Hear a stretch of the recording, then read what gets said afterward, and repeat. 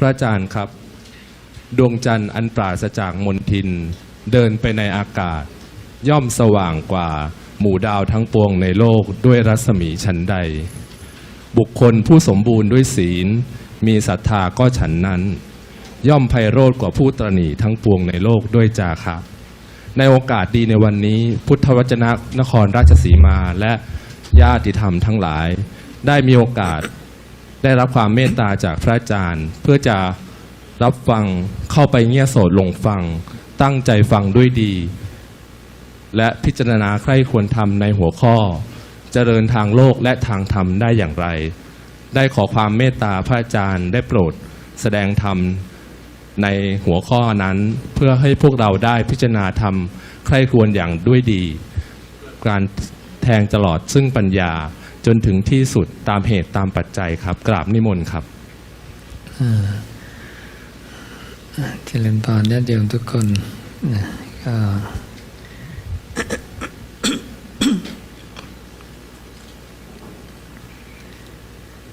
ได้มีโอกาสมาให้ธรรมะกับพวกเราซึ่งเป็นบริษัทที่สนใจในคำของพระศาสดา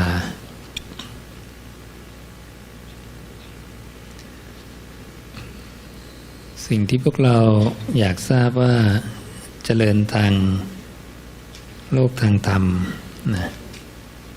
ได้อย่างไรเป็นไปพร้อมๆกันได้ไหมเนี่ยพระศาสดาได้ตรัสไว้อยู่ว่าคนเราเนี่ยเจริญด้วยบุตรเจริญด้วยภรรยาเจริญด้วยข้าทาสกรรมกรและทรัพย์อันเต็มขนาดแห่งบุรุษขณะเดียวกันเนี่ยคนคนนั้นเนี่ยก็เจริญด้วยศรัทธาด้วยศีลด้วยสุตตะด้วยจาคะด้วยปัญญาคนคนนี้เนี่ยเอาดีทั้งฝ่ายโลกและฝ่ายธรรมได้ทั้งสองอย่าง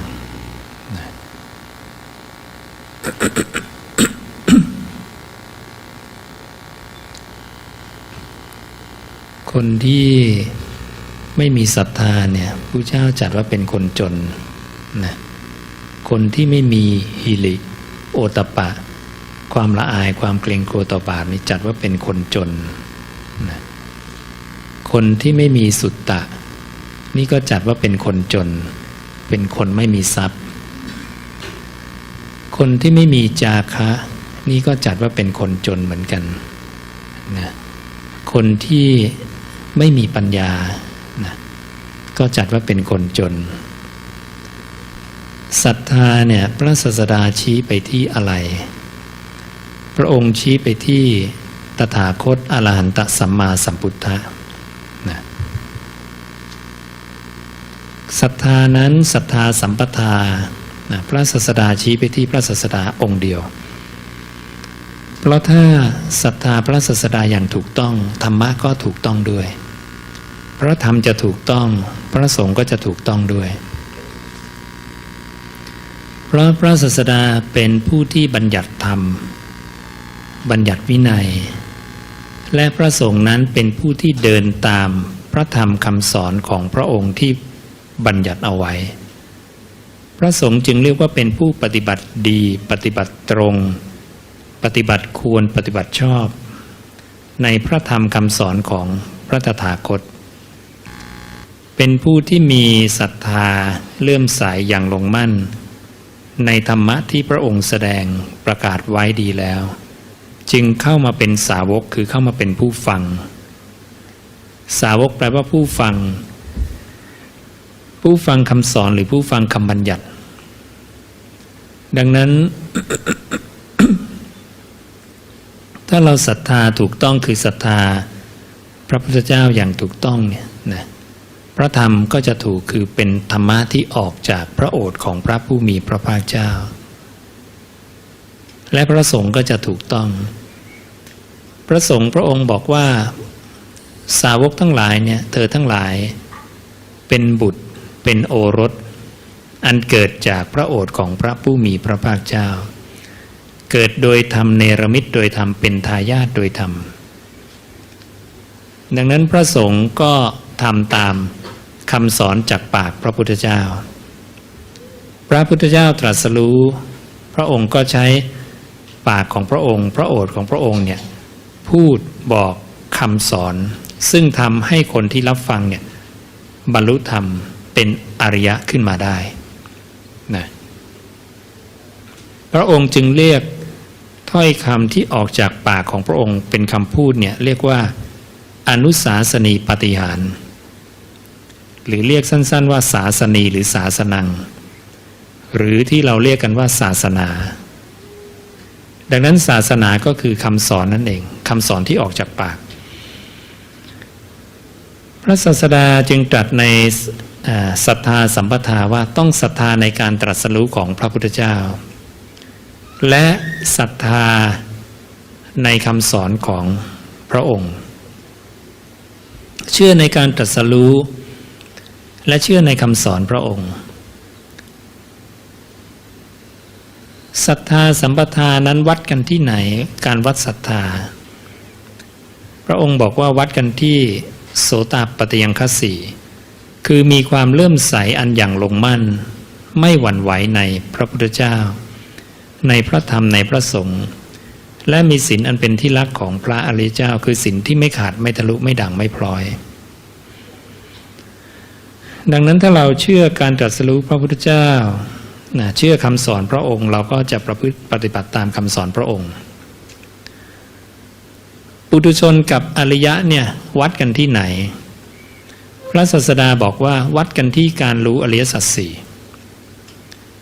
ความเป็นอริยะความประเสริฐเนี่ยประเสริฐเพราะอะไร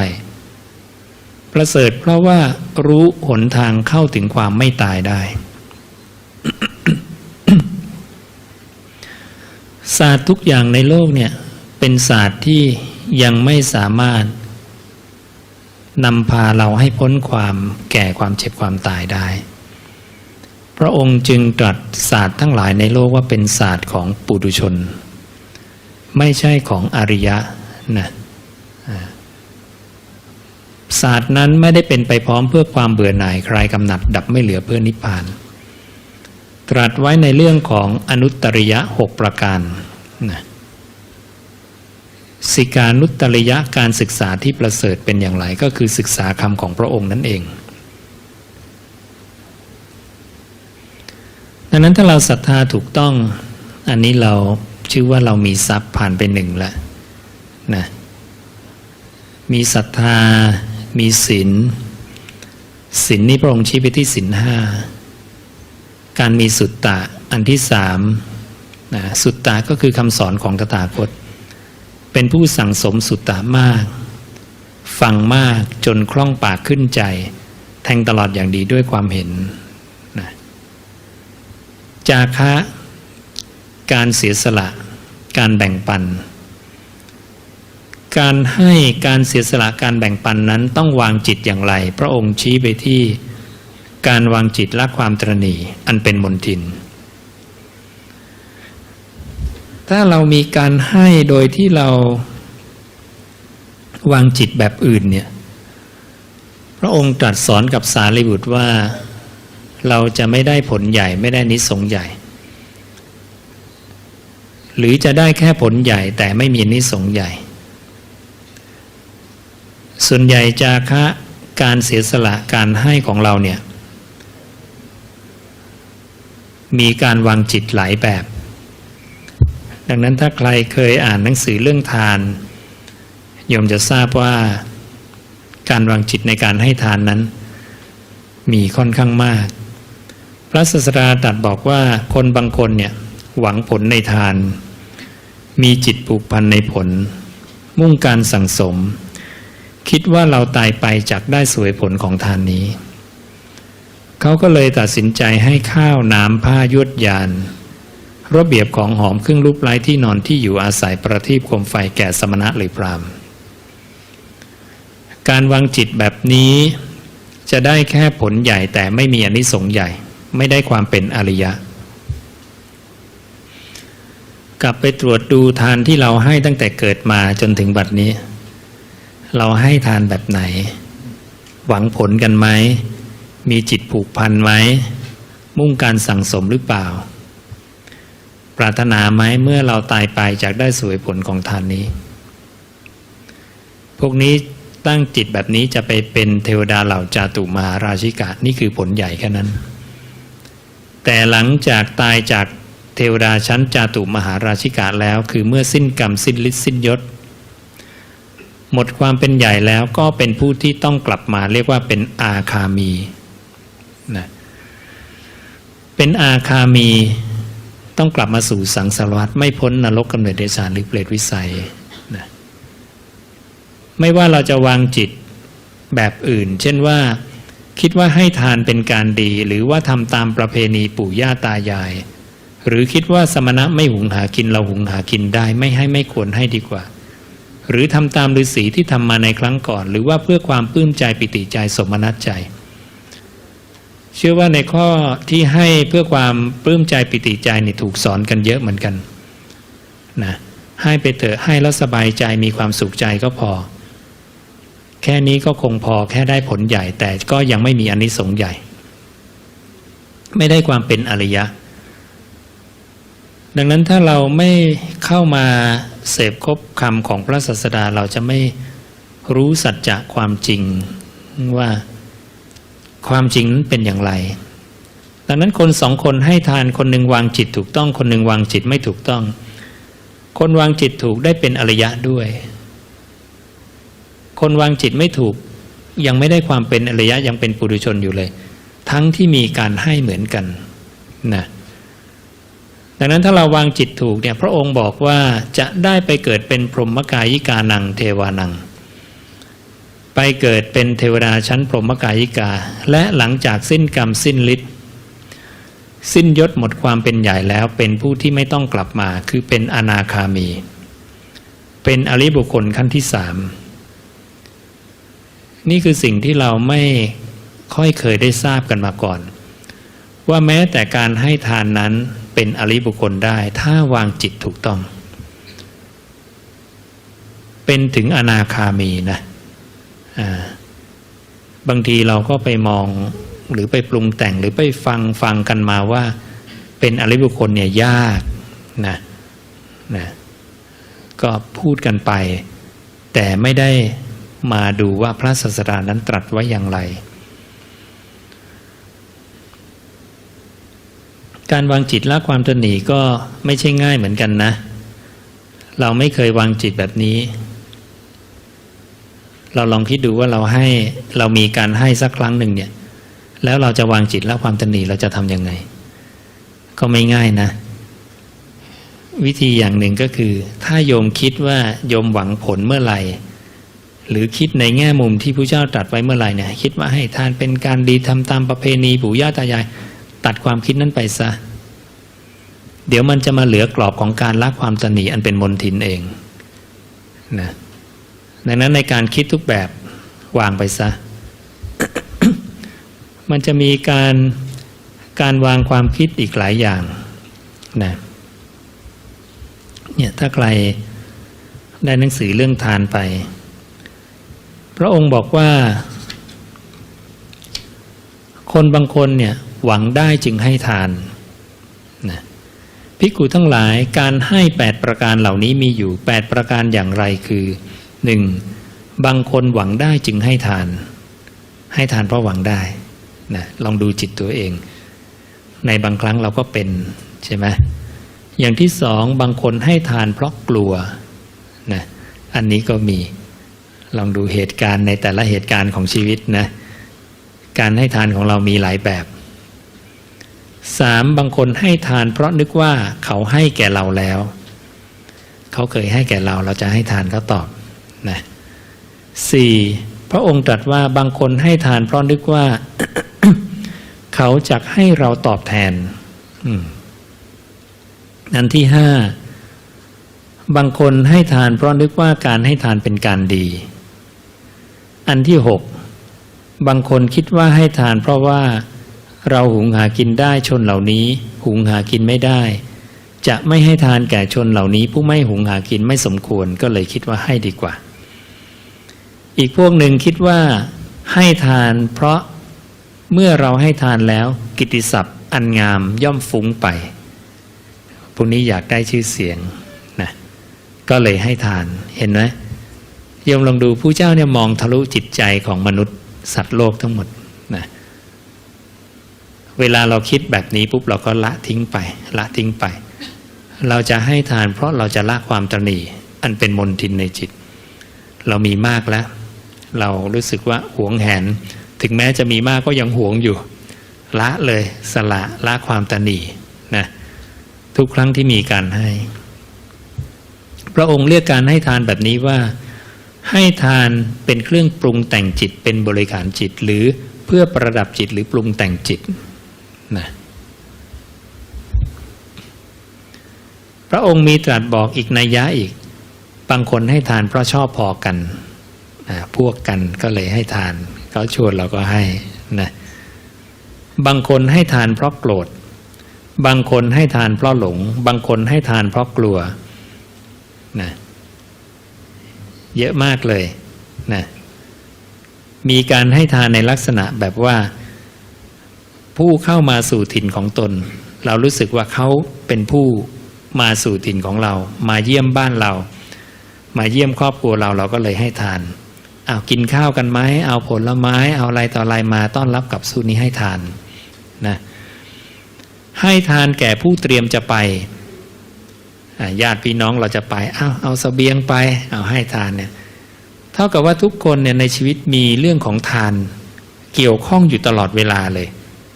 มีการสละมีการละนะการให้ทานแก่ผู้ป่วยไข้อันนี้ก็เยอะเวลาเราไปเยี่ยมคนป่วยเห็นไหม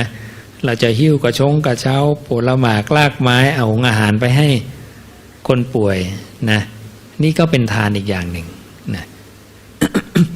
ให้ทานในสมัยที่ข้าวยากหมากแพงไม่ว่าจะเป็นทางชนบทชายแดนของเราหรือต่างประเทศเนี่ยพอมีข่าวว่าโอ้เขากำลังเกิดทุกข์พิกภัยนะเราก็เอาให้ทานกันนะนี่คือเหตุแห่งการให้ทานที่พระศาสดาได้บัญญัติเอาไว้นะ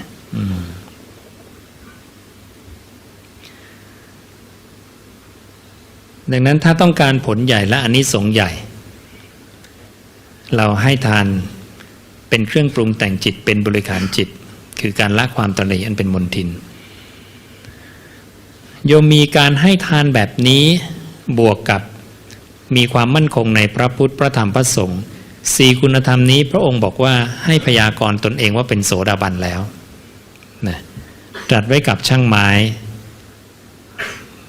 มั่นคงในพระพุทธพระธรรมพระสงฆ์นะแล้วก็มีการให้ทานโดยวางจิตละความตนีโยมเป็นโสดาบันอันนั้นโสดาบันนี่มีหลายนัยยะนะไปดูกันดีๆรวบรวมไว้ให้แล้ว50 กว่านัยยะเวลาบอกว่าโสดาบันยากหรือง่ายอย่าไปนั่งคิดเองต้องดูว่าพระศาสดาตรัสไว้อย่างไรนะ50 กว่านัยยะในการตรวจสอบความเป็นโสดาบันของตนด้วยตนเอง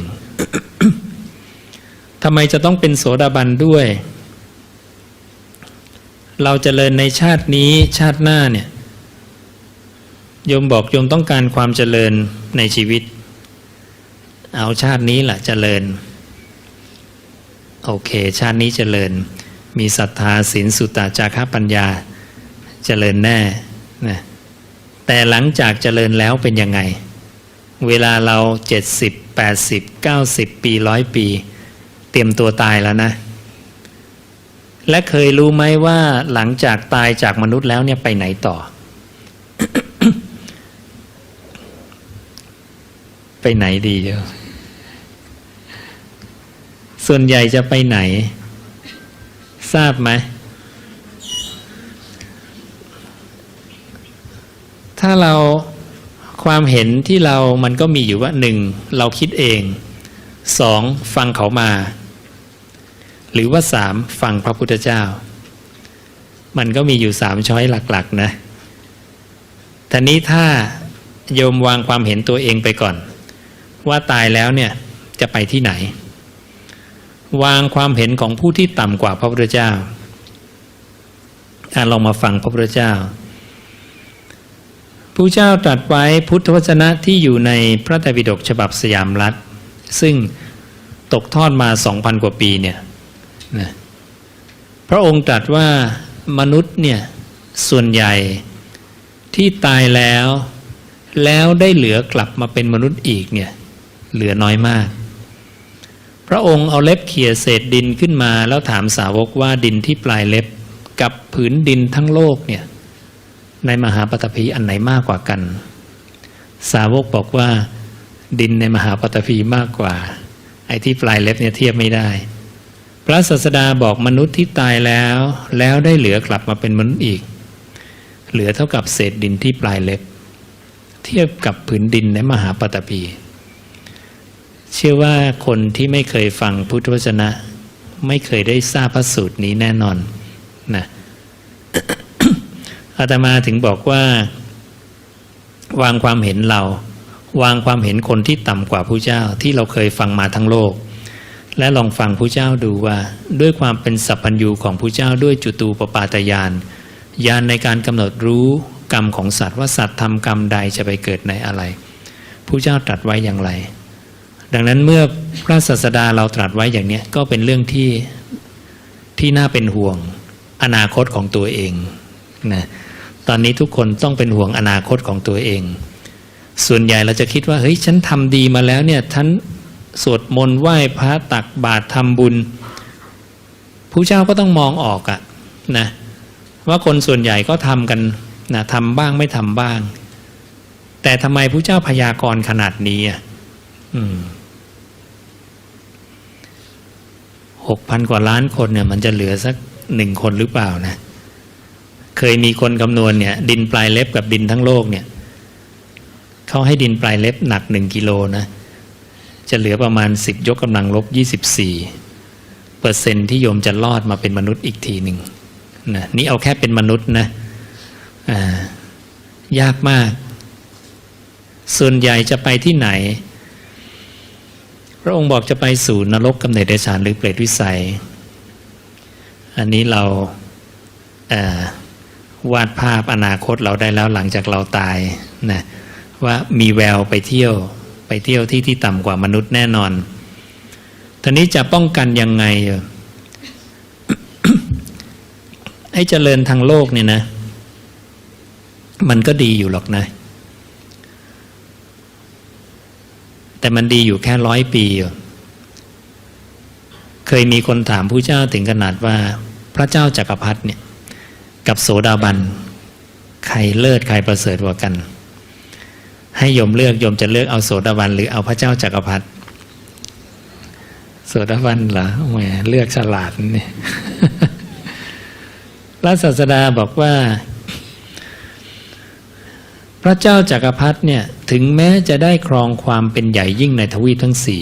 4นะเบื้องหน้าหลังจากการตายเพราะกายแตกทำลายอาจได้เข้าสู่สุคติโลกสวรรค์เป็นสหายอยู่ร่วมกับเหล่าเทวดาในชั้นดาวดึงส์เพียบพร้อมอยู่ด้วยหมู่นางอัปสรในสวนนันทวันเท้าเธอเนี่ยอิ่มเพียบพร้อมไปด้วยกรรมคุณ5อันเป็นทิพย์แต่เมื่อตายแล้วเนี่ยเทวดามีอายุขัยทั้งหมดนะเมื่อตายแล้วเนี่ยเท้าเธอก็ยังไม่รอดพ้นไปได้เสียจากนรกกำเนิดเดรัจฉานหรือเปรตวิสัยชาตินี้เป็นพระเจ้าจักรพรรดิชาติหน้าไปต่อในชั้นดาวดึงส์อีกนะแต่หลังจากตายจากดาวดึงส์ก็ไปสู่นรกกำเนิดเดรัจฉานเปรตวิสัยนี่คือพระญาณของพระศาสดาของเราที่ตรัสเอาไว้ในพระสูตรนะที่มีคนถามพระพุทธเจ้านี่ก็ยกตัวอย่างให้ฟังว่าถึงโยมจะมีความเพียบพร้อมในสมบัติทั้งโลกเนี่ยแต่อนาคตที่เราท่องเที่ยวอยู่ในสังสารวัฏเนี่ยมันไม่พ้นอบายใครคือผู้ที่ท่องเที่ยวอยู่ในสังสารวัฏส่วนใหญ่จะได้ยินพูดกันว่าวิญญาณเวียนว่ายตายเกิดใช่ไหมซึ่งคำพูดนี้ต้องเลิกพูดนะถ้าโยมพูดว่าวิญญาณเวียนว่ายตายเกิดโยมจะเป็นโมฆะบุรุษเหมือนกับภิกขุชื่อสาติที่เขาบอกพระเจ้าว่าวิญญาณคือสภาพผู้รู้สึกที่ไปพบนั้นไปพบนี้นะจริงๆผู้ที่เวียนว่ายตายเกิดเนี่ยพระองค์เรียกว่าสัตว์ ภาษาไทยเรียกว่าสัตว์บาลีใช้คำว่าสัตตานังหรือสัตตะสัตโตสัตตานะพระองค์ตรัสกับภิกขุทั้งหลายว่าภิกขุทั้งหลายสัตว์ผู้มีอวิชชาเป็นเครื่องกั้นมีตัณหาเป็นเครื่องผูกแล่นไปอยู่ท่องเที่ยวไปอยู่ในสังสารวัฏเห็นไหมพระองค์ตรัสบอกชัดๆว่าสัตว์เป็นผู้แล่นไปท่องเที่ยวไปในสังสารวัฏ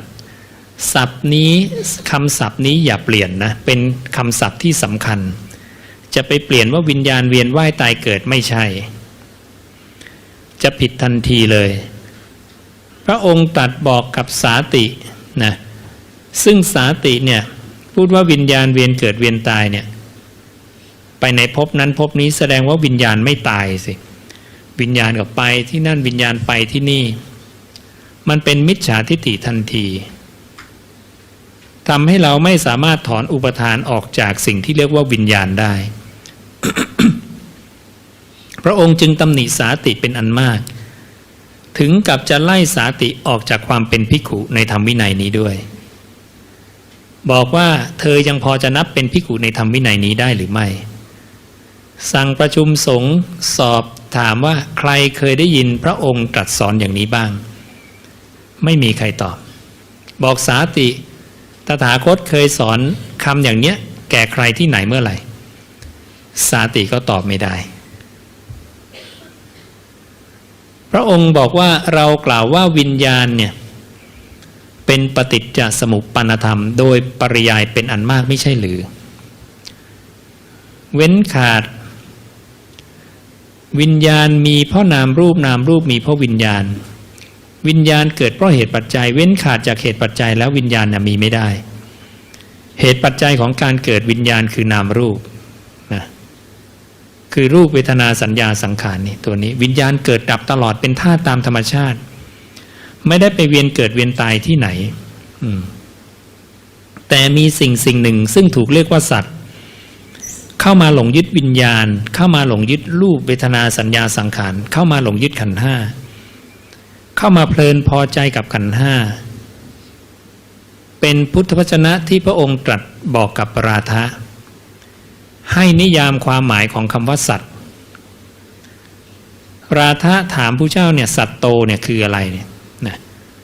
ผู้เจ้าบอกราธะความพอใจอันใดราคะคือความกำหนัดอันใดนันทิคือความเพลินอันใด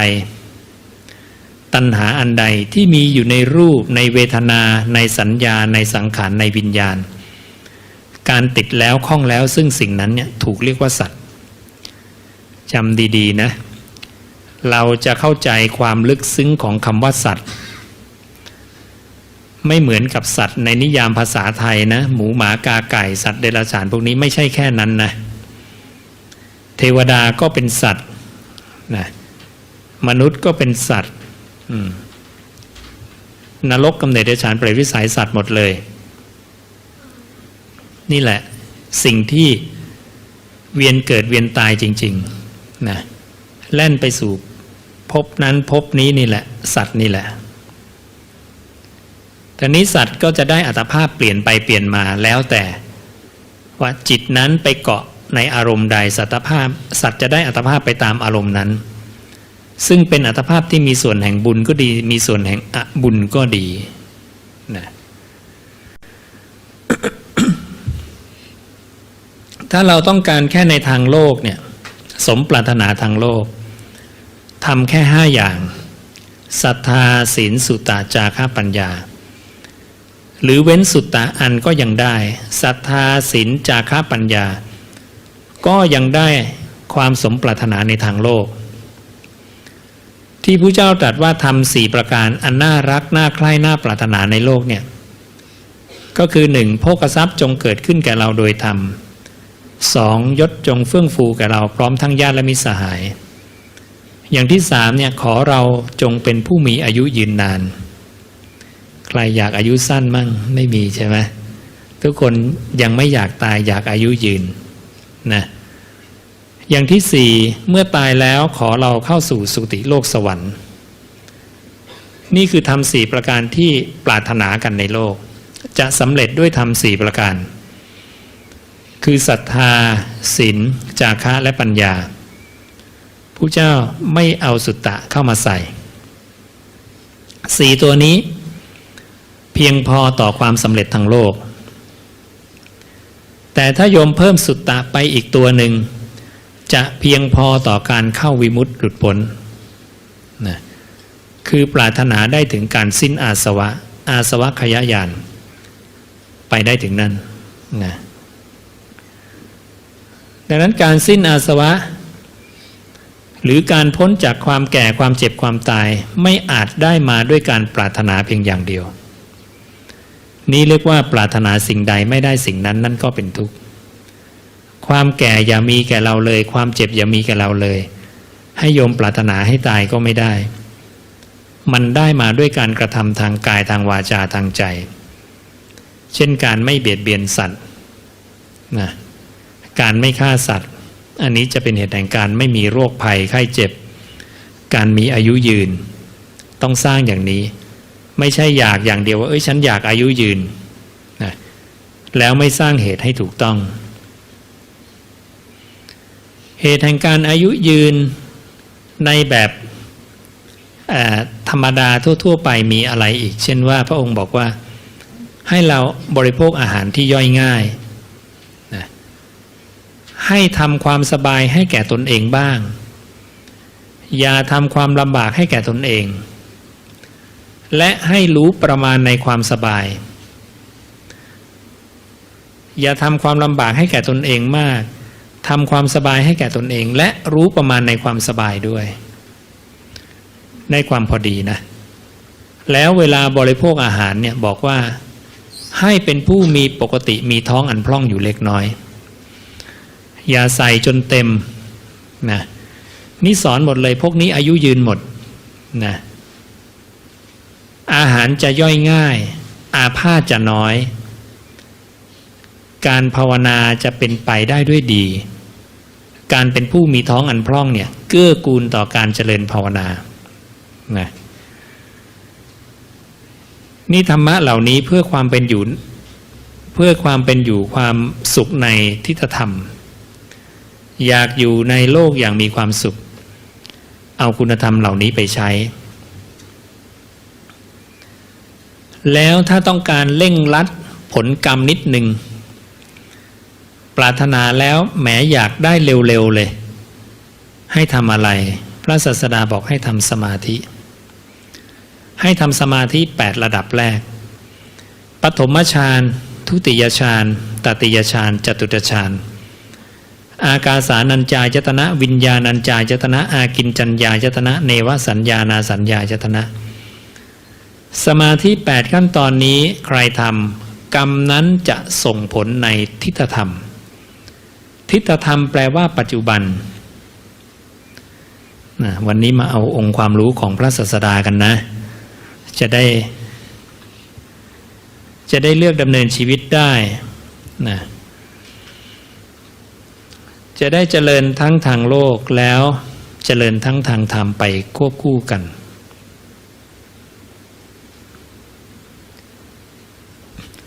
ตอนนี้คนบางคนเนี่ยพระนางมัลลิกาเนี่ยบ่นกับพระพุทธเจ้าว่าตัวเองเนี่ยรวยแต่ไม่สวยท่านี้สวยจะทำยังไงพระองค์บอกว่ามัลลิกาเธอต้องไม่เป็นผู้มักโกรธไม่มากไปด้วยความคับแค้นใจถูกว่าแม้มากก็ไม่ขัดเคือง ไม่ฉุนเฉียวไม่กระฟัดกระเฟียดไม่กระด้างกระเดื่องไม่แสดงความโกรธความขัดเคืองหรือความไม่พอใจให้ปรากฏคนพวกนี้จะเป็นคนมีรูปงามผิวพรรณงามน่าดูน่าชมยิ่งนักนะพวกนี้จะสวยนะส่วนการได้มาซึ่งโภคะก็อย่างที่บอก ศรัทธาศีลจาคะปัญญาเป็นเหตุให้ได้มาซึ่งโภคะทั้งสิ้น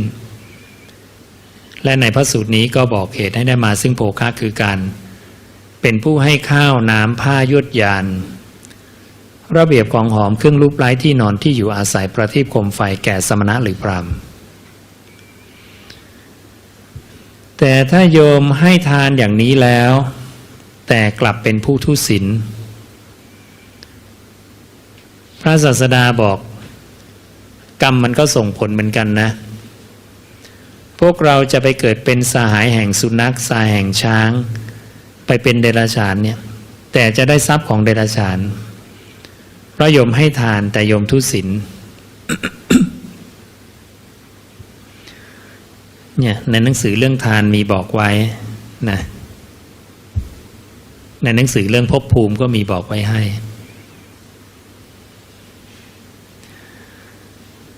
เรา เรามี เรามีผู้นำที่เก่งที่สุดเป็นสัพพัญญูเนี่ยขอให้ช่วย กันใช้องค์ความรู้ของท่านด้วยนะนำพาชีวิตก็จะทำให้ชีวิตของเราราบรื่นนะอาตมาเคยได้ยินหลายคนเนี่ยคิดว่าพระพุทธเจ้าเนี่ยคงสอนแต่เรื่องการหลุดพ้นอย่างเดียวถ้าจะรวยเนี่ยต้องไปบนนะจะต้องไปบวงสรวงจะต้องไปบูชาเทพเทวดาองค์นั้นองค์นี้อันนี้เป็นความเห็นที่ผิดพระเจ้าบอกเลยว่าสมณพราหมณ์เหล่าอื่นทั้งหมดเนี่ยเป็นคนบอดไร้จักขุไม่รู้เหตุปัจจัยจริงๆว่าทำยังไงถึงรวยนะทำยังไงถึงได้มาซึ่งโภคทรัพย์เขาก็เลยไปสอนการบูชาการบวงสรวงนะการบูชาการบวงสรวงต่างๆเนี่ยมีผลเหมือนกันแต่มีโอกาสที่จะมีผลนำพาไปอบายทุกขติวินิบาตนรกได้ถ้าการบูชานั้นทำให้แพะแกะไก่สุกรช้างโคม้าล้มตาย แต่ถ้าการบูชานั้นไม่ทำให้แพะแกะไก่สุกรช้างโคม้าล้มตายการบูชานั้นยังมีโอกาสเป็นไปเพื่อสุคติโลกสวรรค์ได้แต่ยังไม่ได้ถึงความเป็นอริยะถ้าเป็นอริยะแล้วเนี่ยจะต้องเข้ามาสู่พระพุทธพระธรรมพระสงฆ์เป็นที่ตั้งเป็นหนึ่งเดียวถึงจะได้ความเป็นอริยะขึ้นมานะ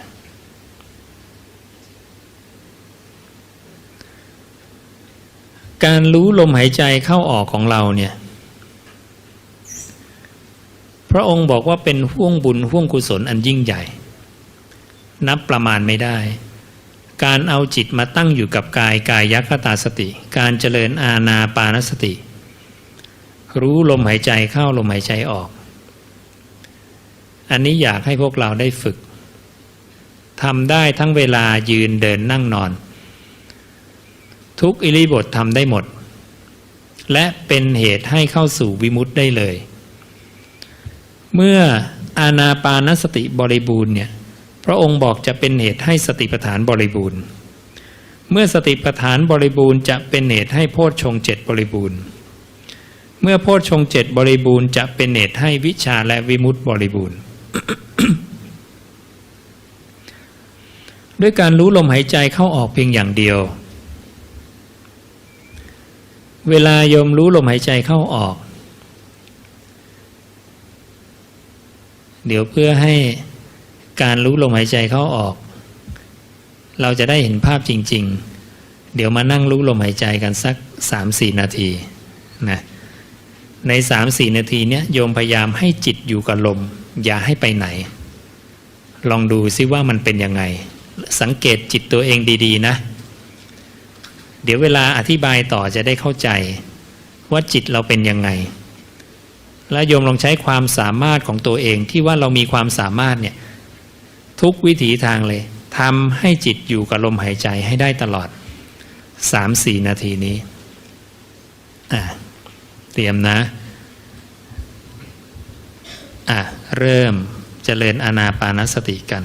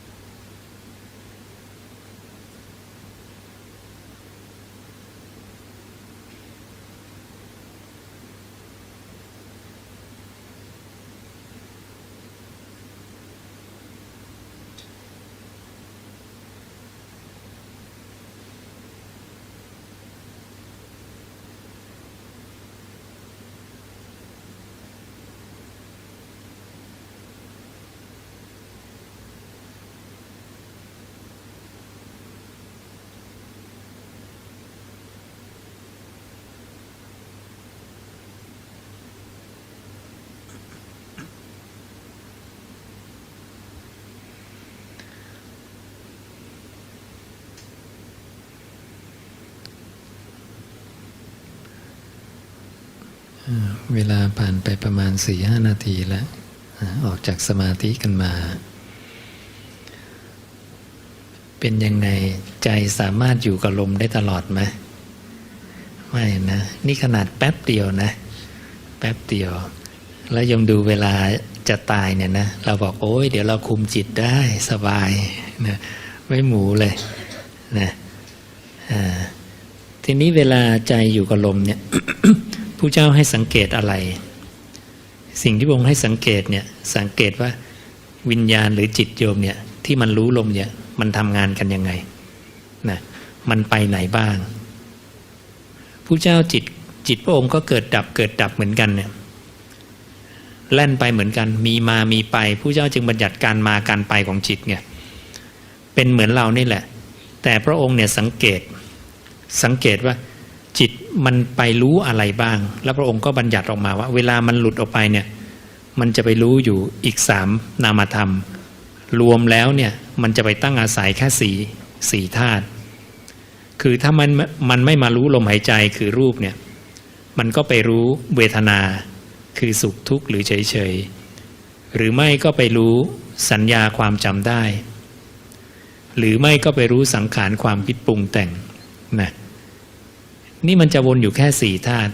ความรู้นี่เป็นความรู้ของโสดาบันนะเรียกว่าเป็นอสาธารณญาณคือความรู้ที่ไม่มีในคนทั่วไปคนนั้นต้องมานั่งดูจิตตัวเองว่าจิตตัวเองไปไหนบ้างการจะรู้ว่าจิตไปไหนบ้างจะต้องเอาจิตมาอยู่กับเสาเขื่อนเสาหลักคือร่างกายพระองค์จึงเรียกว่ากายคตาสติสติระลึกได้เอาใจมาระลึกได้ที่กายนะนี่คือเสาเขื่อนเสาหลักเลยจากนั้นเมื่อเอาใจมาอยู่กับกายเราจะเห็นเลยว่าใจมันไม่ยอมอยู่ทั้งที่เราบอกว่าเนี่ยเป็นใจของเราจิตของเราแต่มันไม่เชื่อเราเห็นไหมมันจะมีการเคลื่อนออกไป เราก็เอามาอยู่กับลมใหม่สักพักเดี๋ยวมันเคลื่อนออกไปอีกอันเนี้ยเรียกว่าอะไรพระองค์เรียกว่าอนิจจังไม่เที่ยงจิตเป็นของไม่เที่ยงจิตเป็นของแปรเปลี่ยนอย่างน้อยโยมต้องสรุปให้ได้เวลานั่งสมาธิเนี่ยต้องสรุปให้ได้ว่าจิตเป็นอนิจจังไม่เที่ยงโยมจะนั่งไปกี่ปีก็ตามจะเดินจงกรมจะนั่งสมาธิจะนอนสมาธิจิตจะเกิดดับเกิดดับเกิดดับมีการมาการไปของมันอย่างเนี้ยตลอดเวลาเลย จิตจะไม่เที่ยงจะแปรเปลี่ยนสิ่งใดที่เปลี่ยนได้เนี่ยสิ่งนั้นพระองค์บอกจะเดินไปสู่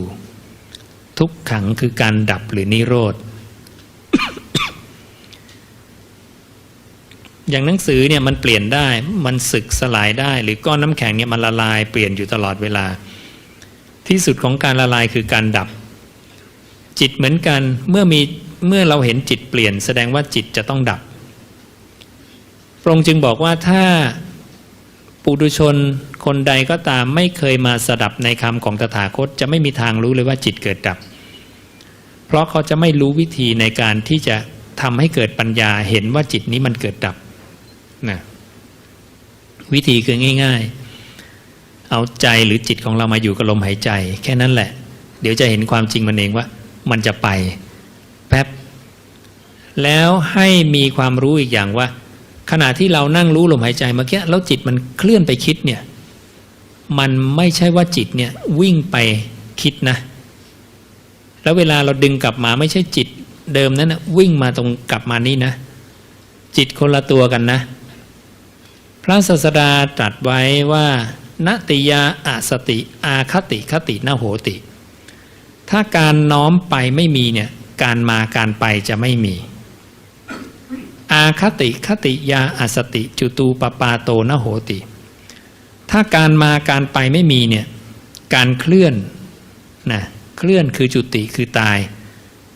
นะและการเกิดคืออุบัติหรืออุปาตะก็จะไม่มีนั้นแสดงว่าถ้ามีการมาการไปจะมีตายและมีเกิดให้เราทราบว่าขณะที่จิตของเราหลุดไปคิดเนี่ยจิตดวงที่อยู่กับลมหายใจจะดับไปจิตดวงใหม่เกิดขึ้นตั้งอาศัยอยู่ในความคิดตรงนั้น จำคำว่าสัตว์ได้ไหม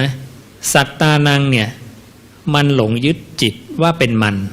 เมื่อจิตดวงที่รู้ลมหายใจดับสัตว์เคยยึดจิตว่าเป็นตัวมันเมื่อดับแล้วความหลงมันยังมีอยู่ว่ามันคิดว่าจิตเป็นมันก็เลยยึดจิตดวงใหม่ต่อไปจึงทำให้เกิดการรู้สึกว่ามันมีการเคลื่อนไปมีการมาการไปนี่เป็นความจริงที่พระพุทธเจ้าได้ตรัสเอาไว้ที่ให้พวกเราสังเกตเพื่อให้เราเนี่ยมีปัญญาเห็นว่าจิตเนี่ยเป็นของไม่เที่ยงเป็นของเกิดดับเพื่ออะไร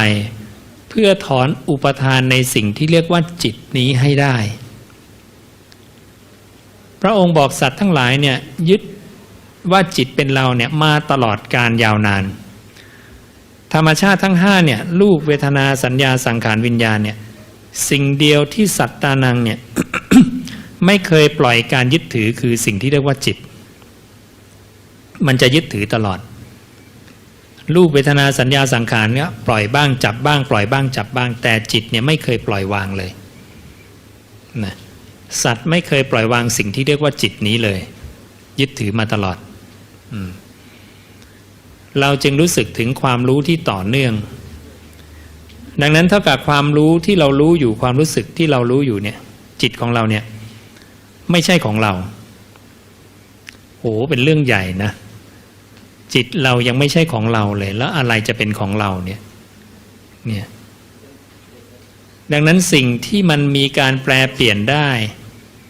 มีการแตกสลายดับไปได้พระศาสดาบอกว่าอันนั้นแหละให้สังเกตว่ามันเนี่ยไม่ใช่ของเราแน่นอนพระองค์อุปมายังไงพระองค์อุปมาอย่างนี้บอกภิกขุว่าเธอเห็นคนทำการวัดเนี่ยที่ลากเอากิ่งไม้ใบไม้ไปเผาไหมสาวกบอกเห็นเธอรู้สึกเจ็บปวดเหมือนถูกลากไปกับพื้นแล้วเอาไฟเผาไหมบอกไม่รู้สึกเป็นเพราะอะไรผู้เจ้าถามภิกขุก็บอกว่าก็นั่นมันกิ่งไม้มันไม่ใช่เราเห็นไหมเราเห็นสิ่งหนึ่งคือกิ่งไม้เนี่ยตั้งแต่มันเป็นกิ่งไม้ไปถูกลากไปกับพื้นจนถูกเอาไฟเผาเหลือแต่ขี้เถ้าเห็นสิ่งหนึ่งตั้งแต่เกิดขึ้นตั้งอยู่แล้วดับหายไปคนที่สังเกตกับสิ่งที่ถูกสังเกตจะเป็นคนละตัวกันทันทีเพราะโยมไม่ได้ดับไปตามมันไม่ได้เจ็บปวดไปตามมันเป็นอย่างนี้ดังนั้นเวลาเราสังเกตว่ารูปนี้เป็นของไม่เที่ยงเราจะเกิดปัญญาว่ารูปไม่ใช่ของเราจากนั้นเราก็ขยับไปเห็นเวทนาสัญญาสังขารว่ามันเป็นของไม่เที่ยงเกิดขึ้นตั้งอยู่ดับไปโยมสังเกตง่ายๆระหว่างวันการใช้ชีวิตเนี่ยสุขทุกข์เกิดขึ้นในชีวิตเราแต่ละวันเนี่ยเยอะใช่ไหมเดี๋ยวไปฟังคนโน้นสรรเสริญก็ดีใจฟังคนนี้นินทามาก็ไม่พอใจเห็นสิ่งที่ไม่ดีก็ไม่พอใจสุขทุกข์เกิดตลอดเวลาเลยตรงเนี้ยเป็นข้อปฏิบัติได้อย่างดีเลยให้พยายามสังเกตสุขทุกข์ของตัวเองในชีวิตเวลาสุขเกิดขึ้นเนี่ยโยมดูเลยว่าสุขมันดับไหมสังเกตมันดีๆนะพยายามมองในใจว่าสุขมันจะดับไปเมื่อไหร่พอดับปุ๊บเนี่ยโยมพิจารณาด้วยปัญญาแล้วสุขนี้ก็ไม่เที่ยงเห็นไหมยืนยันว่าพระศาสดาตรัสไว้จริงสุขเกิดดับ เวลามีความทุกข์เกิดขึ้นความทุกข์ทุกชนิดโยมสังเกตเลยในแต่ละวันเนี่ยดูซิว่าความทุกข์เนี่ยมันจะตั้งอยู่ในใจเราไปตลอดไม่มีดับเลยไหมที่สุดเดี๋ยวมันก็จะดับให้เราเห็นนะแต่เวลาสุขดับหรือทุกข์ดับเนี่ยมันจะมีอารมณ์ใหม่ให้เราไปเพลินเราจะลืมสังเกตว่าสุขดับไปแล้วทุกข์ดับไปแล้วผ่านไปสนใจอารมณ์ใหม่ซะต้องนานเพิ่งมาสังเกตว่าอุ้ยมันดับไปแล้วนี่นะอย่างเนี้ยเวลามันดับไปแป๊บต่อหน้าต่อตาเนี่ยจะสังเกตไม่ค่อยทันนะพยายามสังเกตสุขทุกข์ในใจอย่างนี้การสังเกตสุขทุกข์เกิดดับจริงๆแล้วเข้าถึงวิมุตติได้เลยถ้าโยมสังเกตความสุขดับเกิดดับตลอดเวลาพระองค์บอกเธอจะวางราคานุสัยได้อนุสัย คือความพอใจความยินดีถ้าโยมเห็นความทุกข์เกิดดับอยู่เรื่อยๆโยมจะวางสิ่งที่เรียกว่าปฏิฆานุสัย อนุสัยในโลกคือความไม่น่ายินดีแล้วโยมจะวางจิตเป็นอุเบกขาจากนั้นเนี่ยถ้าใครเห็นอุเบกขาเกิดดับเพราะใจของโยมที่เป็นอุเบกขาวางเฉยเนี่ยก็ไม่ได้เฉยตลอดเดี๋ยวก็ดับไปสุขใหม่ไปทุกข์ใหม่เดี๋ยวกลับมาเฉยๆถ้าโยมเห็นการเกิดดับของอุเบกขาจนสามารถปล่อยวางอุเบกขาได้นั้นเรียกว่าละอวิชชานุสัยได้หลุดพ้นเป็นอรหันต์นะนี่เป็นอย่างนี้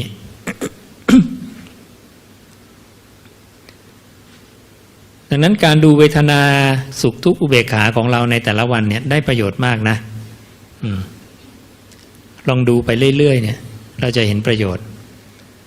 และเนี่ยเวลามาเจริญอานาปานสติให้เห็นอย่างนี้ให้เห็นการเกิดการดับการเกิดจิตทำงานยังไงดูตัวจิตในโลกเนี่ย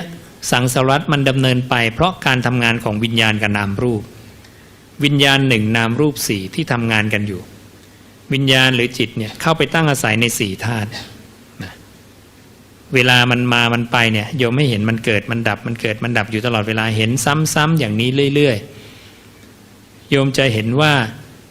ผู้ที่สังเกตเห็นจิตเนี่ยไม่ใช่จิตจะเริ่มเข้าถึงสิ่งหนึ่งซึ่งไม่ตายซึ่งมีอยู่ตลอดเวลาแต่กำลังมาเห็นสิ่งหนึ่งเกิดขึ้นดับไปเกิดขึ้นดับไปดังนั้นถ้าใครกำลังเห็นสิ่งใดสิ่งหนึ่งไม่ว่าจะเป็นรูปหรือเป็นนามก็ตามมีการเกิดขึ้นตั้งอยู่แล้วหายไปเราจะเกิดปัญญาเลยว่าเราผู้ที่สังเกตสิ่งนั้นเป็นคนละตัวกันเรากับสิ่งที่เราสังเกตจะเป็นคนละตัวกันนะมันจะเกิดผู้สังเกตกับสิ่งที่ถูกสังเกตขึ้นนี่นะดังนั้นการเห็นเกิดดับมีประโยชน์ตรงนี้นะพระองค์เรียก ตรงนี้ว่าปฏิปทาให้ถึงความดับไม่เหลือแห่งสักกายะบาลีใช้คำว่าเนตังมะมะเนโสมัสมินะเมโสอัตตาเนตังมะมะแปลว่านั่นไม่ใช่ของเราเนโสมัสมิแปลว่านั่นไม่ใช่เป็นเรานะเมโสอัตตาแปลว่านั่นไม่ใช่ตัวตนของเรานะสามตัวนี้พระองค์รวมเรียกว่าปฏิปทาให้ถึงความดับไม่เหลือแห่งสักกายะสักกายะหรือสักกายันตะหมายถึงการไปมีอุปทานความยึดมั่นในขันธ์ทั้งห้าธรรมชาติ5ตัวเนี่ยเรียกว่าความมีสักกายะผู้เจ้าบัญญัติสักกายะสักกายสมุทัยสักกายนิโรธและสักกายนิโรธคามินีปฏิปทาปฏิปทาให้ถึงความดับไม่เหลือแห่งสักกายะคือมรรคมีองค์8สักกายะคืออะไรแล้วโยมจะไปเข้าใจคำว่าสักกายทิฏฐิเพราะตรงนี้มีความคลาดเคลื่อนกันมากพอสมควรคิดว่าสักกายทิฏฐิคือการละรูปได้ดินน้ำไฟลมได้จริงๆยังไม่ใช่สักกายทิฏฐิเป็นการละทิฏฐิคือความเห็นอันเป็นสักกายะอันเป็นอุปทานในขันธ์ทั้งห้าดังนั้นสักกายทิฏฐิหมายถึงการละความเห็นผิดในเรื่องขันธ์ห้าได้ว่าขันธ์ห้าเนี่ยไม่ใช่ตัวเราของเราละแค่ความเห็นแต่ยังละความยึดมั่นไม่ได้นะอันนี้เป็นคุณธรรมโสดาบันว่าละสักกายทิฏฐิได้เปลี่ยนความเห็นได้เป็นผู้มีความเห็นสมบูรณ์ละ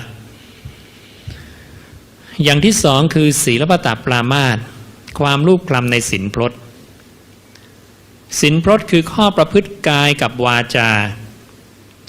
ดังนั้นข้อประพฤติกายของเรากับวาจาของเราอันเป็นไปตามแบบของสมณพราหมณ์เหล่าอื่นนั้นโสดาบันไม่ทำแล้ว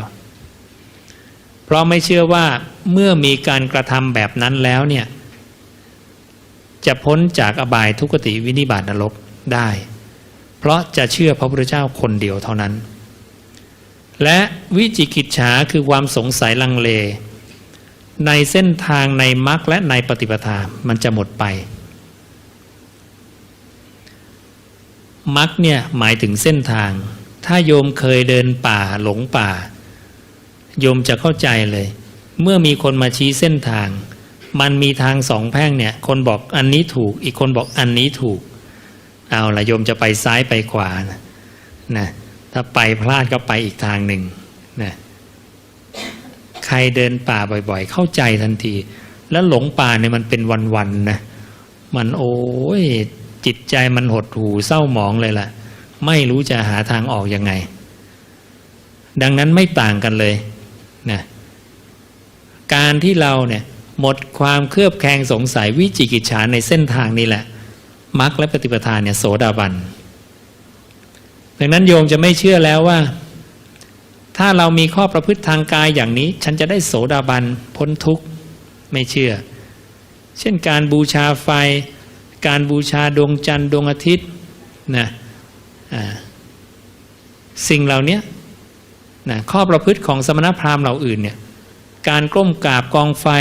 ก้มกราบแผ่นดินการไหว้ทิศนะการเคารพทิศเยอะมากการเดินลงสู่น้ำในเวลาเช้ากลางวันเย็นพวกบูชาน้ำนะในอินเดียเนี่ยจะมีท่าน้ำศักดิ์สิทธิ์เยอะมากพระเจ้าจะบอกเอาไว้ว่าเนี่ยท่าน้ำศักดิ์สิทธิ์ของพวกพราหมณ์เนี่ยมีอะไรบ้างแม่น้ำศักดิ์สิทธิ์ก็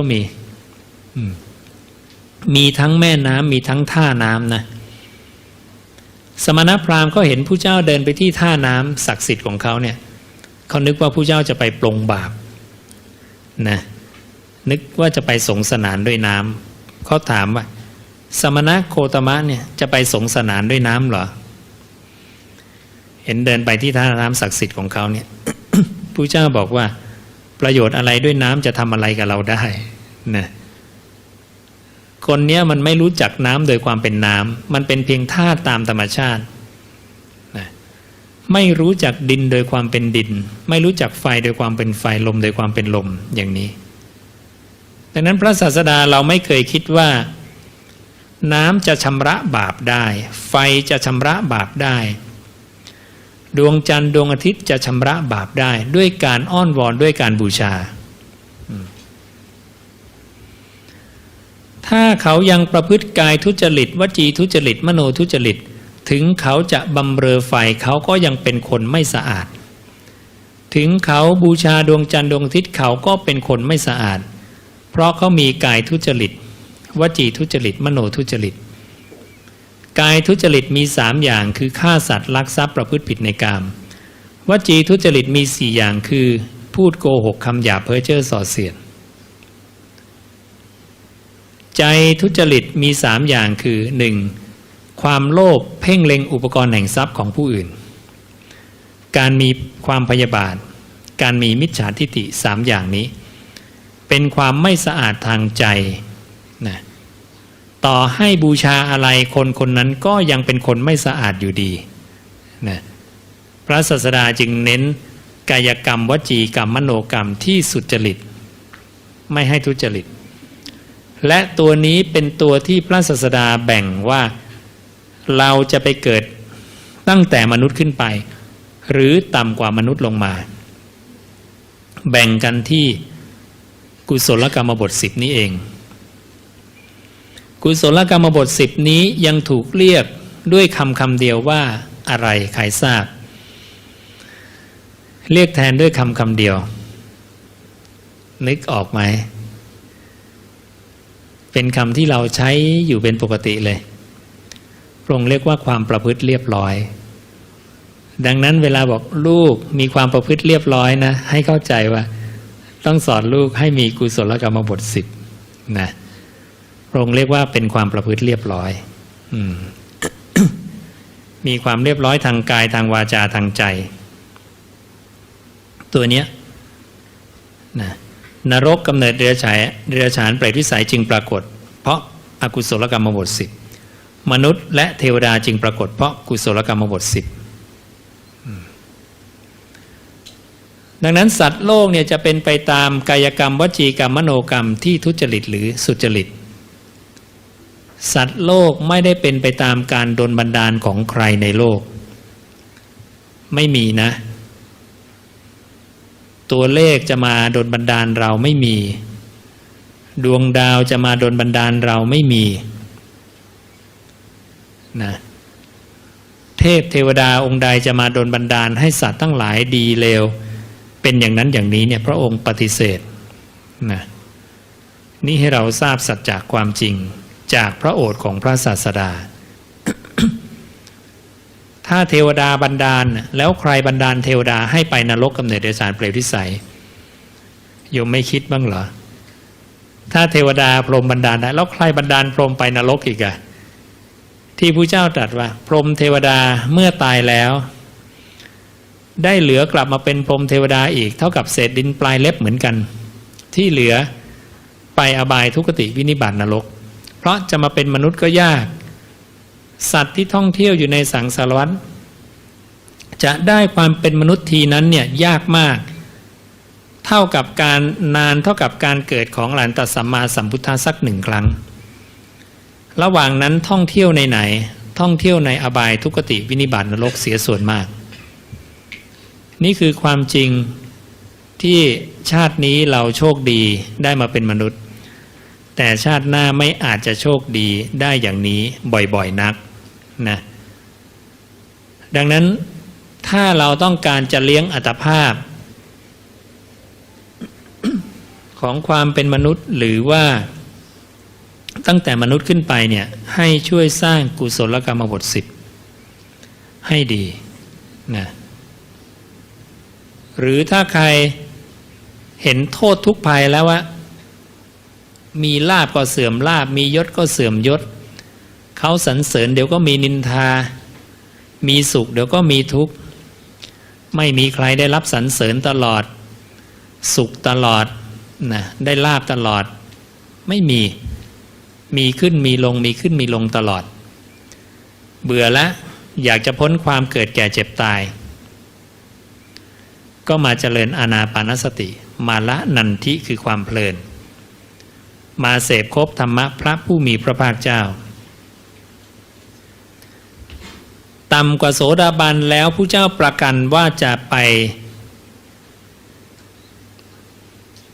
เป็นผู้ที่บรรลุธรรมได้ในอนาคตคืออะไรคือการมากระทำกิจเนื่องด้วยการฟังมากระทำกิจเนื่องด้วยความเป็นผู้หูสูตรคือฟังมากฟังบ่อยหรือการสาธยายเพื่อให้ได้ความเป็นผู้หูสูตรสาธยายคำของตถาคตและ3การแทงตลอดอย่างดีด้วยทิฏฐิคือความเห็นและ4รู้ชัดปัญญาวิมุตติเจโตวิมุตติอันเป็นที่ดับไม่เหลือโยมทำ4อย่างนี้พระองค์ยืนยันว่าคนคนนี้จะไปทางเจริญแม้ยังทุศีลอยู่ก็ตามหรือมีราคะกล้าหรือมักโกรธหรือฟุ้งซ่านนี่ยังไม่ได้โสดาบันนะแต่ประกันการไปทางเจริญไม่ไปทางเสื่อมถึงความเจริญอย่างเดียวไม่ถึงความเสื่อมไม่ยากเกินไปนะแค่โยมฟังคำผู้เจ้ามากๆฟังบ่อยๆนะแล้วก็ทำความเข้าใจในสิ่งที่ตนเองฟังแล้วต่อไปจะรู้ชัดเองปัญญาวิมุตติเจโตวิมุตติอันเป็นที่ดับไม่เหลือแห่งความมีศีลก็ตามทุศีลก็ตามเวลาโยมทุศีลเนี่ย โยมจะขโมยโยมคิดก่อนไหมคิดก่อนเวลาเราอยากจะรักษาศีลเราคิดก่อนไหมคิดก่อนความคิดมาก่อนและถ้าโยมเข้าใจขณะที่นั่งรู้ลมหายใจอย่างเนี้ยว่าถ้าจิตเนี่ยมาเกาะกับลมหายใจจะไม่มีความคิดแต่ถ้าหลุดจากลมหายใจมันจะมีความคิดถ้าไม่คิดอดีตก็คิดอนาคตหรือไม่ก็ไปสุขทุกข์และถ้าโยมรู้พระสูตรเมื่อสักครู่นี้อีกว่าขณะที่จิตเนี่ยมีการมาการไปจิตดวงหนึ่งจะดับดวงใหม่จะเกิด โยมก็จะรู้ว่าถึงแม้เราจะทุศีลหรือมีศีลก็ตามนั่นคือเราคิดก่อนและเราทำตามความคิดรู้ชัดปัญญาวิมุตติเจโตวิมุตติอันเป็นที่ดับไม่เหลือแห่งความทุศีลคือยังไงโยมรู้ว่าโยมทุศีลเนี่ยคือจิตไปคิดนั่นคือจิตดวงหนึ่งดับดวงใหม่เกิดโยมรู้ว่าจิตนี้มีการเกิดดับการทุศีลก็เป็นการสร้างภพเหมือนกันการมีศีลก็เป็นการสร้างภพเป็นการสร้างกรรมนะหรือการสร้างภพใหม่เกิดขึ้นแล้วดังนั้นโยมจะเข้าใจว่าการละนันทิการละทิ้งอารมณ์ไปแล้วตั้งไว้ซึ่งกายคตาสติเอาจิตมาเกาะอยู่กับกายอย่าให้ไปเกาะอยู่กับนามธรรมอีก3ตัวอันนั้นน่ะก็คือรู้ชัดปัญญาวิมุตติเจโตวิมุตติอันเป็นที่ดับไม่เหลือแห่งความทุศีลมีศีลราคะกล้ามากโกรธฟุ้งซ่านล้วนใช้ความคิดทั้งสิ้นนะเรารู้แล้วว่าจิตจะคิดได้มีการเคลื่อนมีการมาการไปและพระเจ้าสอนให้ละนันทิละความเพลินละความเพลินละความเพลินเรื่อยๆจะทำให้จิตเนี่ยไม่สามารถเข้าไปตั้งอาศัยในอารมณ์ต่างๆได้จิตจะหลุดพ้นจากการตั้งอาศัยในอารมณ์เรียกว่าจิตหลุดพ้นนะเมื่อจิตหลุดพ้นแล้วเนี่ยพระองค์บอกว่าทำให้ราคะคือความพอใจในรูปธาตุเวทนาธาตุสัญญาธาตุสังขารธาตุวิญญาณธาตุเนี่ยหมดลงเพราะการละความเพลินคือละความพอใจละความพอใจก็จะไม่เพลินมันจะโยงกัน เมื่อราคะคือความพอใจในรูปธาตุเวทนาธาตุสัญญาธาตุสังขารธาตุวิญญาณธาตุเป็นสิ่งที่คนนั้นละได้แล้วเนี่ยพระองค์บอกว่าอารมณ์ของวิญญาณคือ4ธาตุเนี่ยเป็นอารมณ์ของวิญญาณก็ขาดลงวิญญาณจะไม่มีที่ตั้งอาศัยจะหลุดพ้นไปเพราะไม่สามารถปรุงแต่งรูปและนามขึ้นมาได้เพราะหลุดพ้นก็ตั้งมั่นเพราะตั้งมั่นก็ยินดีในตนเองความตั้งมั่นคือสภาพธรรมที่ไม่ใช่ขันธ์ห้าแต่มายึดขันธ์ห้าเราจะรู้จักสภาพธรรมที่ไม่ใช่ขันธ์ห้าขึ้นมาเองโดยทันทีเมื่อจิตหลุดจากการตั้งอาศัยใน4ธาตุในอารมณ์ตรงนี้นะเราจะรู้จักขันธ์ห้าเพียวๆทันทีและเราจะรู้จักสภาพธรรมหรือพระองค์เรียกว่าสิ่งหนึ่งซึ่งไม่ใช่ขันธ์ห้าแต่มันมาหลงยึดขันธ์ห้าทันทีและสิ่งนี้คือความตั้งมั่นหรือพระองค์เรียกว่าความคงที่เป็นอีกชื่อหนึ่งของนิพพานนั่นเองนะพระองค์บอกว่าเมื่อราคะในรูปธาตุเวทนาธาตุสัญญาธาตุสังขารธาตุวิญญาณธาตุเป็นสิ่งที่ภิกขุละได้แล้วอารมณ์สำหรับวิญญาณก็ขาดลงวิญญาณก็ไม่มีที่ตั้งอาศัยหลุดพ้นไปเพราะไม่สามารถปรุงแต่งรูปนามขึ้นมาได้เพราะหลุดพ้นก็ตั้งมั่นคำว่าตั้งมั่นไม่ใช่ขันธ์ห้าตั้งมั่นนะสภาพธรรมที่เข้าไปยึดขันธ์ห้าเนี่ยตั้งมั่นกลับมาสู่สภาพธรรมเดิมของตัวเองเพราะตั้งมั่นก็ยินดีในตนเองเพราะยินดีในตนเองก็ไม่หวั่นไหวเมื่อไม่หวั่นไหวย่อมปรินิพพานเฉพาะตนนี้คือจังหวะของการปรินิพพานเฉพาะตนนะ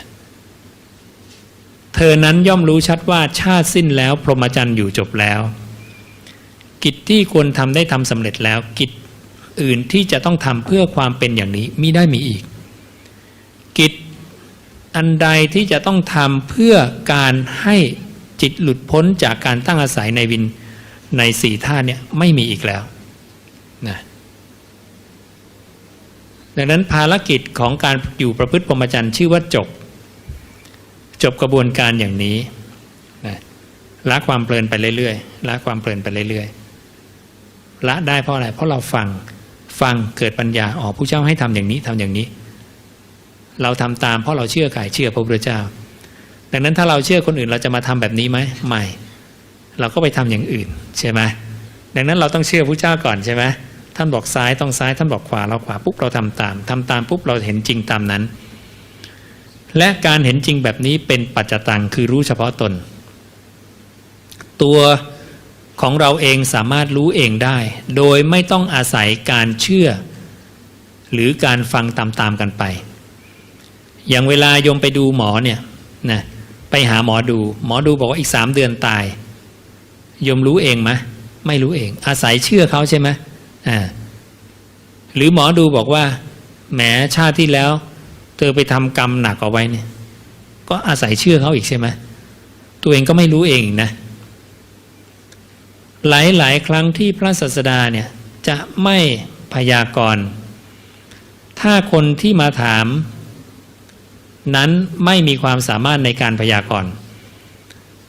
ถ้าเขามาถามอดีตกับพระเจ้าถามว่าแล้วเธอรู้อดีตไหมถ้าไม่รู้พระองค์จะไม่พยากรณ์ให้เพราะการพยากรณ์ของเราจะไม่ยังความพอใจให้กันและกันทั้งสองฝ่ายได้มันอาศัยเชื่อไปฝ่ายเดียวไงแต่ถ้าคนที่มาถามพระเจ้าเนี่ยรู้อดีตด้วยมีความสามารถพระเจ้าก็มีความสามารถแล้วมาถามพระเจ้าจะพยากรณ์ให้เอาเช่น1 กับที่แล้วเธอเป็นช้างอันนี้ก็ย้อนดูเลยกับที่แล้วตัวเองเป็นช้างไหมเป็นโอ้พระเจ้ารู้จริงเพราะตัวเองก็รู้นี่เรียกว่าเป็นการยังความพอใจให้กันและกันทั้งสองฝ่ายได้นะรู้เป็นปัจจตังว่าคนนี้รู้จริงคนนี้ก็รู้ว่าคนนี้รู้จริงแต่โยมไปดูหมอเนี่ยนะไปให้หมอดูมาดูดวงชะตาเนี่ยโยมอาศัยความเชื่อฝ่ายเดียวนะฝ่ายเดียวเลยเชื่อเขาเลยนะซึ่งพระเจ้าบอกว่าไม่ใช่นะและการดูหมอดูเลิกษ์ดูยามการสะเดาะเคราะห์การปลุกเสกการบวงสรวงนะพวกนี้พระศาสดาตรัสเป็นเดรัจฉานวิชานะไม่ใช่ปาฏิหาริย์ด้วยนะปาฏิหาริย์กับเดรัจฉานวิชาคนละเรื่องกันนะเดี๋ยวโยมจะเห็นว่าเขาทำเดรัจฉานวิชานึกว่าเขามีปาฏิหาริย์ปาฏิหาริย์นี่พระเจ้าแบ่งแยกเลยว่ามี3อย่างอิทธิปาฏิหาริย์อาเทศนาปาฏิหาริย์อนุสาสนีปาฏิหาริย์อิทธิปาฏิหาริย์เนี่ยคือการเดินทะลุภูเขากำแพงดุดไปในอากาศว่างๆถ้าเขาบอกเขาทำปาฏิหาริย์นะเดินทะลุภูเขาให้ดูหน่อยนะเดินทะลุกำแพงให้ดูก็ได้นะดำลงในดินได้เหมือนดำลงในน้ำนะลอยไปในอากาศทั้งที่ยังนั่งสมาธิคูบัลลังก์ช่วยนั่งสมาธิคูบัลลังก์แล้วลอยไปในอากาศให้หน่อยอันเนี้ยอิทธิปาฏิหาริย์นะแปลงกายจากคนเดียวเป็นหลายคนเป็นคนเดียวนะเดินบนน้ำได้เหมือนเดินบนแผ่นดินนี่พวกนี้อิทธิปาฏิหาริย์รูปคลำดวงจันทร์ดวงอาทิตย์ได้แสดงอำนาจทางกายไปได้จนตลอดถึงพรหมโลกนี่อิทธิปาฏิหาริย์ถ้าไม่ใช่อย่างเนี้ยอย่ามาบอกว่าเป็นอิทธิปาฏิหาริย์นะไม่ใช่นะส่วนอาเทศนาปาฏิหาริย์คืออะไรคือการกำหนดรู้จิตของคนได้ว่าจิตคนนี้กำลังคิดอย่างนี้เทวดากำลังคิดอย่างนี้สัตว์นี้กำลังคิดอย่างนี้ไอ้นี่ก็เดากันเยอะไอ้คนไปเนี่ยเดาเองบอกว่าโอ้พระองค์นี้เนี่ยดูจิตคนอื่นได้นะไปแล้วก็เดาเองทั้งนั้นเลยอาศัยความเชื่อไปก่อนโอ้ยท่านรู้แล้วจิตเราคิดอย่างนี้แต่ถามว่ารู้แล้วได้อะไรความรู้พวกนี้เป็นความรู้ในฝักฝ่ายแห่งปุถุชนไม่ใช่ฝักฝ่ายของความเป็นอริยะนะอาตมาก็วิ่งหามาตั้งแต่นักเรียนแล้วล่ะนะโอ้ยนี่ดูจิตได้นี่อย่างนั้นอย่างนี้นะเราก็ไปกันนะแต่เป็นความรู้ของปุถุชนนะไม่ใช่ของอริยะและพระศาสดารู้สึกยังไงกับสิ่งเหล่านี้พระองค์ตรัสกับเกวัตตะพระองค์รู้สึกยังไงอึดอัดขยักขยงเกลียดชังต่ออิทธิปาฏิหาริย์และอาเทศนาปาฏิหาริย์ให้พวกเราวิ่งเข้าไปหากันเต็มเลยนะแต่พระเจ้าบอกอึดอัดขยักขยงเกลียดชังเพราะมันพาเราออกนอกทางโยมจะออกนอกทางอริยมรรคมีองค์8ไปเรื่อยๆนะมันจะเสริมความเป็นอัตตาตัวตนให้กับเรานะแล้วจะถอนยังไงจะถอนอัตตาตัวตนยังไงล่ะนะเพราะนั้นอนุสาสนีปาฏิหาริย์พระองค์สรรเสริญที่สุดปาฏิหาริย์คือคำพูดคำบอกว่าท่านจงตรึกอย่างนี้อย่าตรึกอย่างนี้ จงคิดอย่างนี้อย่าคิดอย่างนี้จงทำไว้ในใจอย่างนี้อย่าทำไว้ในใจอย่างนี้เนี่ยทำไว้ในใจซึ่งอานาปานสติอย่าทำไว้ในใจซึ่งอกุศลวิตกทั้งหลายนะจงตรึกอย่างนี้ตรึกในการหลีกออกจากกามหลีกออกจากพยาบาทหลีกออกจากเบียดเบียนอย่าตรึกอย่างนี้นะตรึกในทางกามทางพยาบาททางเบียดเบียนนี้แหละอนุสาสนีปฏิหารคนที่ประพฤติตามปฏิบัติตามจักเป็นอริยบุคคลได้ก้าวล่วงพ้นปุถุชนภูมิได้ ส่วนสองปฏิหารแรกไม่ได้ทำให้โยมพ้นจากอบายทุกติวินิบาตนรกนะเก่งก็ดีตายแล้วก็ไปนรกต่อนะโอ้มันเป็นความเก่งแป๊บเดียวอ่ะนะดังนั้นมันไม่ต่างจากการที่เรามีเป็นนักรัฐศาสตร์นิติศาสตร์เป็นวิศวกรรมศาสตร์นะเป็นหมอผ่าตัดนะการงานอาชีพทางโลกทั้งหมดไม่ได้ช่วยให้เราพ้นอบายทุกติวินิบาตนรกไม่ได้แจกแจงเรื่องนี้ไว้เลยพระองค์จึงตรัสเป็นศาสตร์ของปุถุชนอย่างที่ตรัสไว้ในเรื่องของอนุตตริยะ6ประการนะดังนั้นเลือกให้ดีว่าอะไรคือความประเสริฐพระองค์บอกว่าเราเองเป็นผู้มีความแก่มีความเจ็บมีความตายมีความเศร้าหมองโดยรอบด้านเป็นธรรมดาแต่ก็ยังมัวแสวงหาสิ่งที่แก่สิ่งที่เจ็บสิ่งที่ตายสิ่งที่มีความเศร้าหมองโดยรอบด้านเป็นธรรมดาอยู่นั่นเองอะไรเล่าคือของแก่ของเจ็บของตายของที่มีความเศร้าหมองโดยรอบด้านเป็นธรรมดาบุตรภรรยาข้าทาสกรรมกรทรัพย์ช้างม้าโคนะนี่สิ่งเหล่านี้แก่เจ็บตายเสื่อมหมดนะพระสูตรนี้ท่องกันไว้ดีๆนะเวลาแสวงหาสิ่งเหล่านี้จะได้รู้ประมาณในการบริโภคประมาณในการแสวงหาหน่อยนะไม่แสวงหาจนแบบว่าหลุดไปเลยทำงานลืมตายนะเครียดครัดเกินไปดังนั้นการเป็นกามโภคีชั้นเลิศพวกผู้บริโภคกามชั้นเลิศเรายังบริโภคกามคือรูปเสียงกลิ่นรสสัมผัสอยู่เนี่ยจะเป็นผู้บริโภคกามชั้นเลิศจะต้องทำยังไงพระองค์สอนไว้ว่าให้หากินโดยเป็นธรรมโดยไม่เครียดครัดอย่างที่สองรู้จักทำตนให้เป็นสุขอิ่มหนำอย่างที่สามให้แบ่งปันโภคทรัพย์บำเพ็ญบุญอย่างที่สี่ไม่กำหนัดไม่มัวเมาไม่ลุ่มหลงมีปกติเห็นโทษมีปัญญาเป็นเครื่องสลัดออกบริโภคโภคทรัพย์เหล่านั้นนี่ฐานะของฆราวาสชั้นเลิศหรือกามโภคีชั้นเลิศผู้บริโภคกามชั้นเลิศหลุดพ้นจากสังสารวัฏได้เราจะมีโภคทรัพย์ปัจจัยมีบ้านมีรถมีอะไรก็มีไปแต่มีแล้วไม่กำหนัดไม่มัวเมากับมันนะมีปกติเห็นโทษมันด้วยนะไม่ลุ่มหลงกับมันนะและมีปัญญาเป็นเครื่องสลัดออกจากสิ่งเหล่านั้นด้วย ถ้าโยมทำได้อย่างนี้บริโภคไปเถอะโภคทรัพย์ปัจจัยมีอะไรก็ทำไปแล้วเราจะไม่ยึดติดกับมัน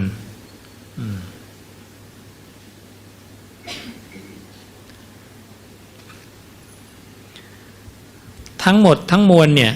แก้ได้ด้วยอานาปานสติสมาธิอานาปานสตินั้นแก้อกุศลได้ทุกชนิดเปรียบเหมือนฝุ่นธุลีที่ฟุ้งขึ้นแห่งเดือนสุดท้ายของฤดูร้อนฝนหนักที่ผิดฤดูตกลงมาเนี่ยจะชำระฝุ่นธุลีเหล่านั้นให้อันตรธานไประงับไปได้ตามควรแก่ฐานะอานาปานสติก็เช่นเดียวกันดังนั้นพระศาสดายืนยันว่าอานาปานสติแก้กิเลสได้ทุกชนิดไม่ต้องกลัวเจริญอานาปาไปเรื่อยๆแค่รู้ลมหายใจเข้าออกเข้าออกเข้าออกแค่นี้ง่ายที่สุด หนังสืออานาปานสติทำไว้ให้แล้วนะเราจะเห็นหน้าปกเนี่ยเป็นรูปเหมือนเม็ดฝนตกลงมานะก็เอาจากอุปมานะฝุ่นธุลีฟุ้งขึ้นแห่งเดือนสุดท้ายของฤดูร้อนนี่แหละนะอานาปานสตินะแก้ได้ทุกเรื่องแก้กรรมได้ทุกชนิดอย่าไปหลงเพลินแก้กรรมกับสมณพราหมณ์เหล่าอื่นที่เป็นที่พระองค์ตรัสว่าเป็นคนบอดไร้จักขุมันแก้ไม่ได้จริงดังนั้นถ้าพวกเราเนี่ยเข้าใจในเรื่องกรรมอย่างถูกต้องแล้วเนี่ยเรื่องการประพฤติปฏิบัติอย่างถูกต้องแล้วเนี่ยเราจะไม่หลงเพลินไปกับข้อวัดปฏิบัติของสมณพราหมณ์เหล่าอื่นเลยเพราะจะรู้ว่ามันไม่ได้ผลไม่มีใครอยากไปทำอะไรแล้วมันเสียเปล่าเสียประโยชน์ ทำแล้วต้องมีประโยชน์คนที่เขาบวงสรวงเขาก็ต้องคิดหวังประโยชน์เพราะเขาคิดว่าไอ้บวงสรวงแล้วมันต้องได้ยมดูอย่างพวกไปถ่ายละครอะไรอย่างนี้นะไม่ค่อยหนีเรื่องการบวงสรวงเลยนะถ้าบวงสรวงตลอดเลยเนาะเพราะเขาคิดว่าแหมถ้าถ่ายเกิดมันมีอะไรผิดพลาดไปเนี่ยเพราะอันนี้แน่เลยเนี่ยนะอันนี้มาแกล้งอันนี้มาแกล้งนะทิฏฐิหรือความเห็นพวกนี้พระองค์บอกว่าเป็นมิจฉาทิฏฐิแบบที่หนึ่งคือคิดว่ากรรมหรือสุขทุกข์เกิดจากผู้อื่นบันดาลนะมิจฉาทิฏฐินี้ต่ำกว่าโสดาบันเนี่ยมันมีไม่มากก็น้อยมันจะหวั่นไหวหวาดเสียวอยู่นั่นเดินไปลืมไหว้ตรงนั้นนะมั้งเล่นเอาก็แล้วนะคือไปปัสสาวะผิดที่เนี่ยบวมเลยเอานั่นโดนเข้าแล้วเนี่ยเห็นนะเนี่ยไม่ได้คิดเลยว่าเป็นโรคนะคิดว่าโดนเล่นเขาแล้วนะเราก็จะหวั่นไหวพระองค์เรียกว่าความสะดุ้งหวาดเสียวสั่นคลอนแห่งจิตนะปุถุชนเป็นธรรมดาเป็นกันหมดนะ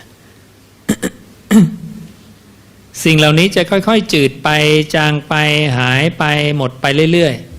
ๆถ้าเรามาเจริญอานาปานสติสมาธิมาละนันทิคือความเพลินอย่าลืมว่าละความเพลินในอารมณ์แล้วไม่ใช่ไปเพลินเรื่องใหม่ต่อนะต้องกลับมาตั้งไว้ซึ่งกายคตาสติสังวรสำรวมอินทรีย์เหมือนเต่ามันหดหัวแขนขาไว้ในกระดองฉันใดพระองค์ตรัสว่าภิกขุทั้งหลายพวกเธอทั้งหลายพึงตั้งมโนวิตกไว้ในกระดองนะคืออารมณ์การภาวนาฉันนั้นมารผู้มีบาปจะทำอันตรายเธอไม่ได้ นี่ที่หลบภัยจากมารที่แท้จริงนะส่วนใหญ่เวลาเราสอนลูกหลานเราเนี่ยเราสอนให้เขาห้อยเครื่องรางของขลังบอกลูกจะได้อยู่รอดปลอดภัยนะไม่มีใครสอนอย่างถูกต้องเลยว่าลูกตั้งไว้ซึ่งกายคตาสตินะ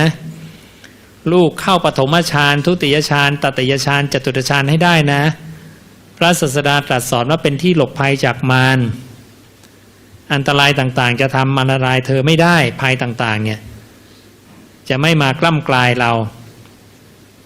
นี่เราต้องสอนอย่างนี้โยมนะอาตมาตั้งแต่เป็นเด็กก็ถูกสอนมาผิดตลอดแหละนะสมัยเด็กเนี่ยเวลาฝันร้ายขึ้นมาเนี่ย ฝันว่ามีคนพาไปนรกโอ้โหนะวิ่งหนีตื่นขึ้นมาได้ปุ๊บเนี่ยอันดับแรกคืออะไรรู้ไหมวิ่งไปคว้าสร้อยพระมาก่อนเลย เอามาคล้องไว้นะเพราะเราถูกสอนมาอย่างนั้นว่าอันเนี้ยคุ้มครองได้แต่ถ้าเราสอนลูกเราใหม่ลูกเจริญอานาปานสติลูกเราเวลาฝันร้ายตื่นขึ้นมาจะทำอะไรก่อนนั่งสมาธิเจริญอานาปาใช่ไหมคนละเรื่องกันเลยนะและได้ผลกว่าด้วยนะเพราะอาตมาไปคว้าสร้อยพระของพ่อมาสมัยเด็กเนี่ย พอฝันร้ายก็เอามา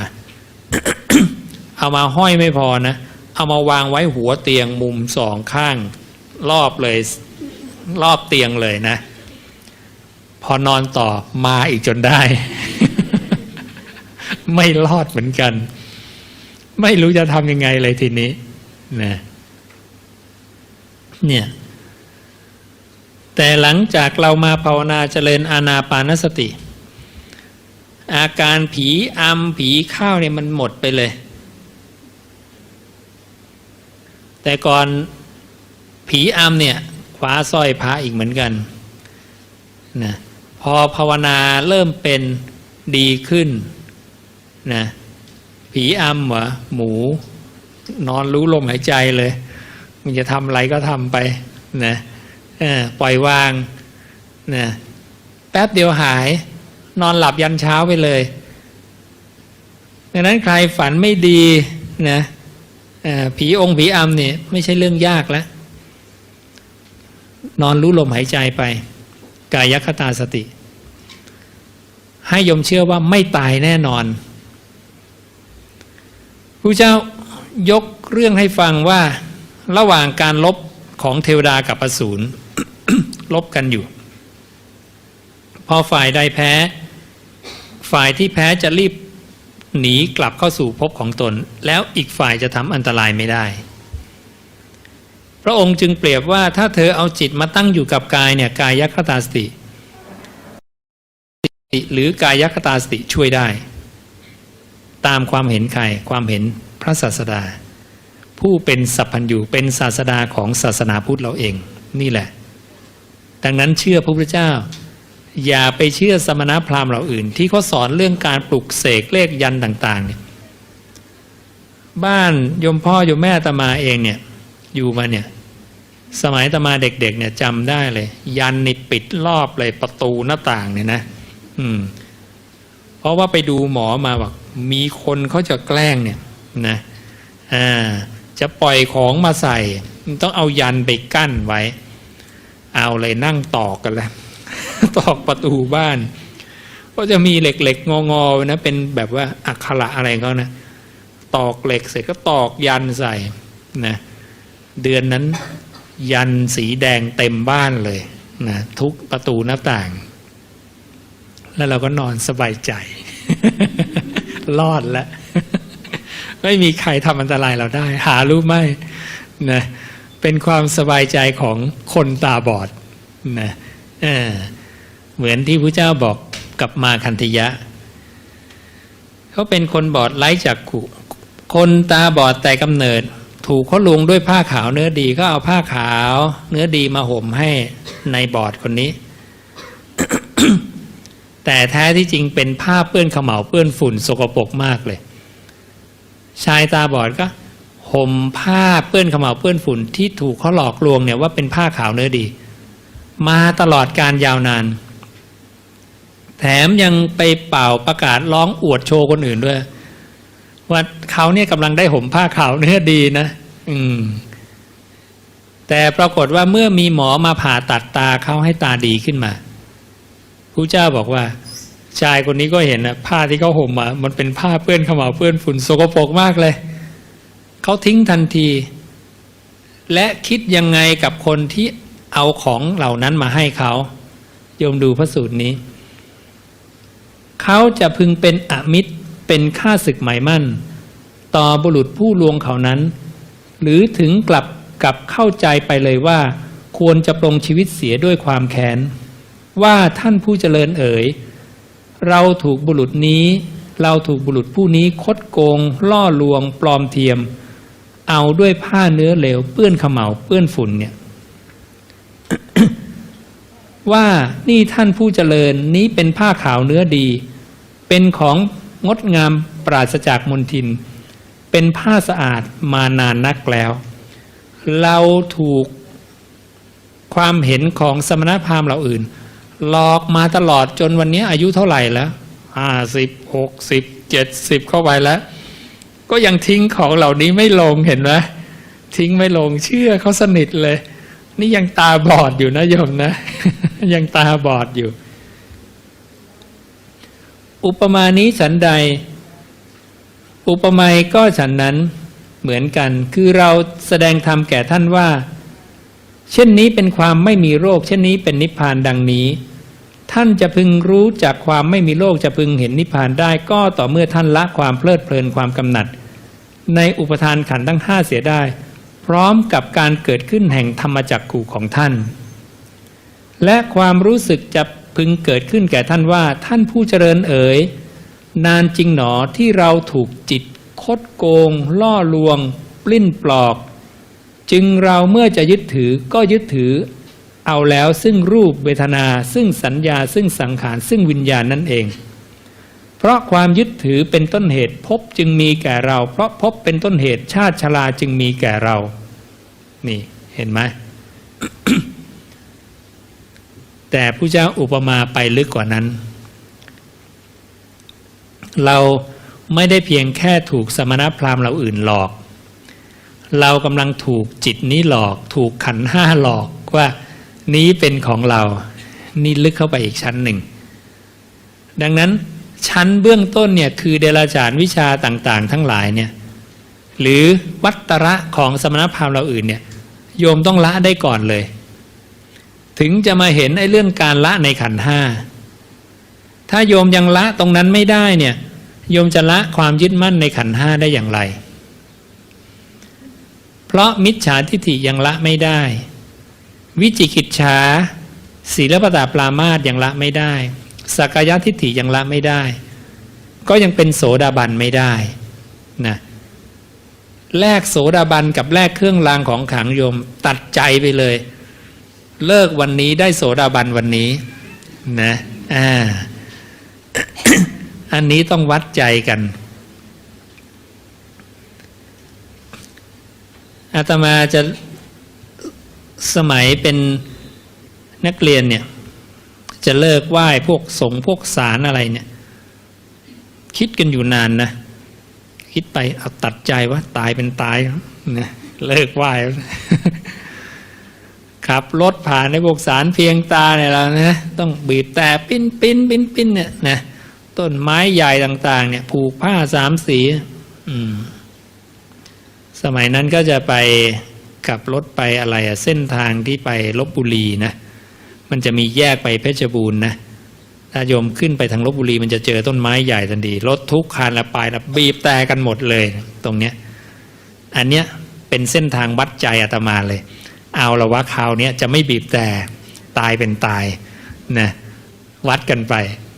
ก็ไม่เป็นอะไรนะแล้วพอครั้งแรกทำได้เอาครั้งที่สองอะลองอีกสักทีว่า ยังเสียวๆอยู่นะลองไปเป็น100 ครั้งนะยังไม่ตายนะดังนั้นไม่มีอะไรนะสัตว์ไม่ได้เกิดจากผู้ใดบันดาลกรรมของสัตว์สุขทุกข์ของสัตว์ไม่มี พระองค์บอกว่าสัตว์ทั้งหลายเป็นไปตามกรรมและกรรมของใครกรรมของสัตว์นั่นแหละกายกรรมวจีกรรมมโนกรรมที่เขากระทำนั่นแหละไม่ใช่คนอื่นทำแล้วเราเสวยผลนะหรือเราทำแล้วคนอื่นเสวยผลนี่มิจฉาทิฏฐิอีกนะใครทำใครได้นะดังนั้นถ้าสิ่งเหล่านั้นเนี่ยมีผลจริงพระศาสดาบัญญัติผิดแน่นอนเลยหรือบัญญัติไม่ครบพระเจ้าลืมบัญญัติไปแล้วพระภูมิให้ผล ศาลพระพรหมให้ผลต้นไม้ใหญ่ให้ผลอย่างเงี้ยพระเจ้าบัญญัติไม่ครบทันทีเลยสัตว์ทั้งหลายเป็นไปตามอำนาจของพระพรหมพระภูมิเครื่องรางของขลังใช่ไหมเท่ากับพระเจ้าเนี่ยลืมบัญญัติไว้โอ้ใช่ไหมพระเจ้าไม่เป็นสัพพัญญูทันทีเลยเห็นไหมนั้นเราต้องเชื่อพระพุทธเจ้าพระเจ้าสัพพัญญูพอแล้วนะสิ่งที่ท่านบัญญัติเนี่ยเรียกว่าสมบูรณ์บริสุทธิ์บริบูรณ์ดีแล้วสิ้นเชิง